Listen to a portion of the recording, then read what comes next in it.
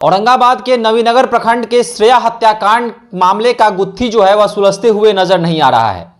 आपको बता दें कि प्रशासन ने आरोपियों को पकड़ा तो है, लेकिन आरोपियों के परिवार वाले लगातार यह कह रहे हैं कि वह बेकसूर है, बेगुनाह को जो है प्रशासन ने पकड़ लिया है और जबरदस्ती बयान उगलवाया गया है। तमाम तरह की चीजें हैं। श्रेया के बॉयफ्रेंड रोहित के चाचा ने अखिल भारतीय अपराध विरोधी मोर्चा के राष्ट्रीय अध्यक्ष धनवंत सिंह राठौर जी से बात भी की थी। उन्होंने काफी चीजों की चर्चा की, काफी सच्चाई भी बताई थी। फिर से हम एक बार श्रेया हत्याकांड को लेकर बातचीत करने के लिए धनवंत सिंह राठौर जी के पास पहुंचे हैं, इनसे साथ जुड़ रहे हैं। क्या कुछ कहेंगे धनवंत जी? श्रेया कांड की गुत्थी सुलझते हुए नजर नहीं आ रही है, परिवार वाले जो हैं वह लगातार परेशान हैं, दर दर भटक रहे हैं, आवाज उठा रहे हैं, लेकिन कोई सुनने वाला नहीं है। क्या कुछ कहेंगे? श्रेया कांड पर जहां मीडिया को लग रहा है कि गुत्थी नहीं सुलझा हुआ है, वहीं पुलिस प्रशासन निर्दोष को आरोपित बना के अपने स्तर पर गुत्थी सुलझा लिया है। लेकिन जहां अखिल भारतीय अपराध विरोधी मोर्चा की बात है, हमने जो पूरी घटना का अध्ययन किया है, जो जानकारी हासिल की है, ये आपको पूरे देशवासियों को हम बता सकते हैं कि 100% जो भी आरोपित जिनको बनाया गया है, 5 लोगों को जेल भेजा गया है। 2 सगे भाई धर्मेंद्र और राकेश को दुष्कर्मी बताकर गला दबाकर हत्या करने का आरोप और अल्टो गाड़ी से लेकर 45 किलोमीटर दूर नहर में फेंकने का आरोप है। बॉयफ्रेंड रोहित, वहीं श्रेया की सहेली श्रुति और उसकी मां, ये 5 आज जेल में है। ये 5 मेरे अनुसार 100% निर्दोष है, 100% निर्दोष है। ये देश की पहली घटना होगी कि इस दुष्कर्म घटना में, हत्या की घटना में जो कहीं से जिम्मेवार नहीं है, उन 5 पर दोषारोपित करते हुए 5 को जेल भेज दिया गया है। जहां 2 सगे भाई को, धर्मेंद्र और राकेश को दुष्कर्मी बताकर, हत्यारा बताकर भेजा गया, वहीं रोहित को भी साजिश में शामिल, श्रुति को भी साजिश में शामिल, उसकी मां को भी शामिल, ये सारे आरोप लगाकर अंदर भेज दिया गया है। लेकिन पूरी गुत्थी जो अखिल भारतीय अपराध विरोधी मोर्चा का जो अपना आकलन है कि पुलिस सिर्फ राजनीतिक दबाव में, मुख्यमंत्री स्तर से भी दबाव गया होगा और भी राजनीतिक दबाव होंगे, उसमें सिर्फ माहौल को शांत करने के लिए, सरकार की छवि ठीक रखने के लिए, प्रशासन की छवि ठीक रखने के लिए सिर्फ गुत्थी सुलझा हुआ दिखाकर निर्दोष को अंदर कर दिया है। क्योंकि एक एक बात को आप जब गौर करेंगे, जैसे 27 तारीख को धर्मेंद्र और राकेश के पिता थानाध्यक्ष के कहने पर अपनी गाड़ी से कहां पहुंचाया? थाना पहुंचाया। और थाना जो अपने FIR में लिखा है कि 28 तारीख को दोनों भाई पुलिस को देख के दौड़ते हुए भागा और हम दौड़ते हुए पकड़े। क्या हर थाने में CCTV होता है? हर थाने में CCTV होता है। एक सबसे बड़ा सबूत है कि 27 को अपनी गाड़ी से, अपनी इच्छा से दोनों सगा भाई धर्मेंद्र राकेश वहां थाना गया है और थानेदार कहता है कि 28 को हम पुलिस को देखते हुए भागते हुए पकड़े। तो CCTV में ये वहां सबूत है।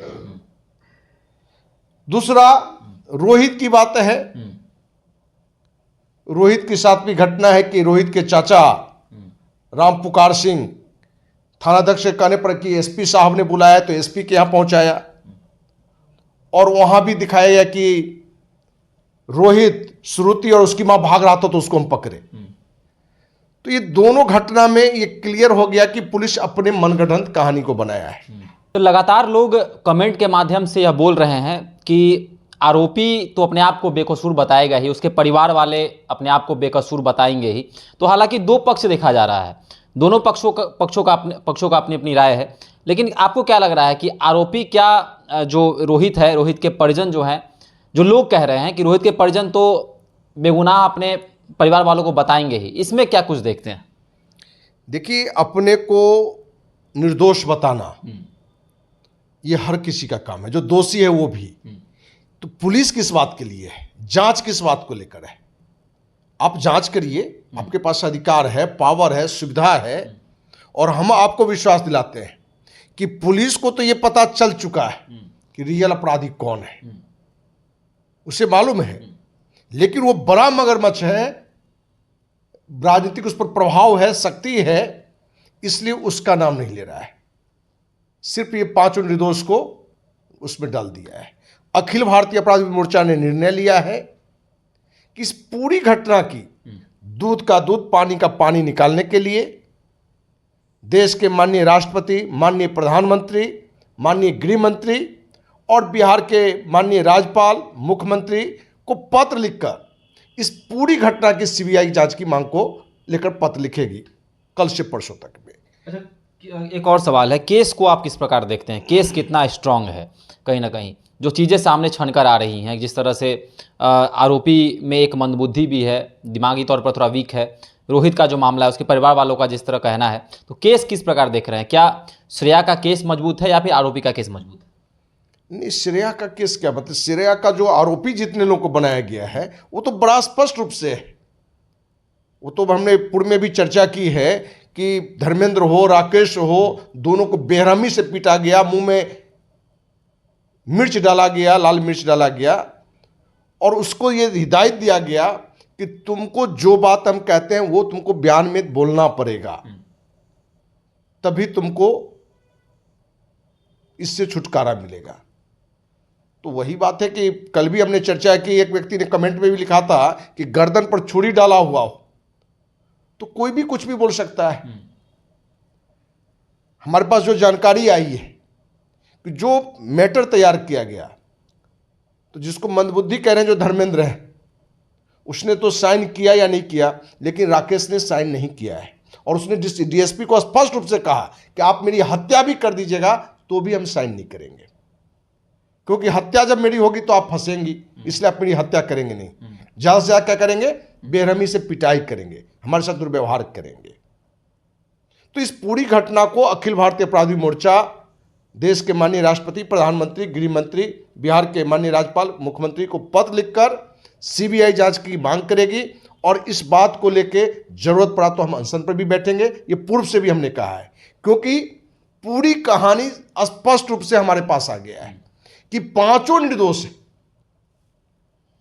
अखिल भारतीय अपराधी मोर्चा पिछले 30 साल में किसी भी अपराधी के बचाव के लिए काम नहीं किया है, लेकिन यह स्पष्ट हो कि जिसको अपराधी बताया जा रहा है वो निर्दोष है, वो भी 100% निर्दोष है, तो उस पर हमारी नैतिक जिम्मेदारी बनता है, सभी सामाजिक संस्था का बनता है, सारे राजनेताओं का नैतिक कर्तव्य बनता है कि इस मुद्दे पर सही जांच की ओर ध्यान हो, और प्रशासनिक स्तर पर इसकी ईमानदारी सब जांचनी होगी।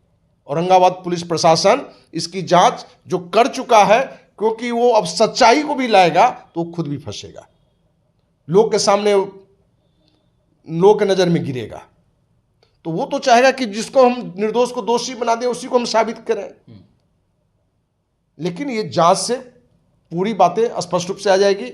इसलिए हम देशवासियों से भी कहेंगे कि इस मुद्दे पर श्रेया को लेकर जिस तरह से लोग हो हल्ला किए थे, आज भी उसको न्याय नहीं मिला है।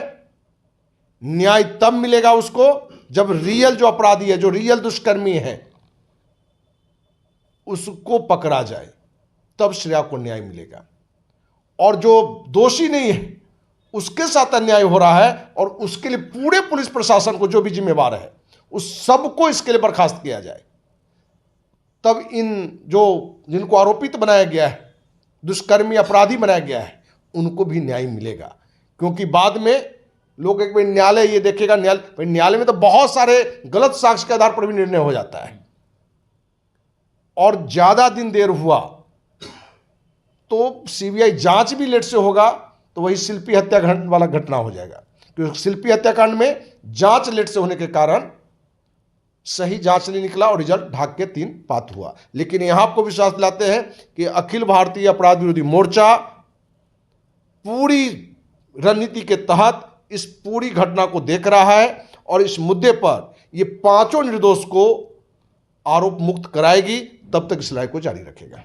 चलिए, तो अखिल भारतीय अपराध विरोधी मोर्चा के राष्ट्रीय अध्यक्ष धनवंत सिंह राठौर जी ने कहा है कि बेगुनाहों को बचाने के लिए हम डीजीपी से लेकर राज्यपाल तक पत्र लिखेंगे, जो भी कुछ करना होगा वो करेंगे। और ये जो पांचों आरोपी हैं वो बेगुनाह हैं, बेकसूर हैं।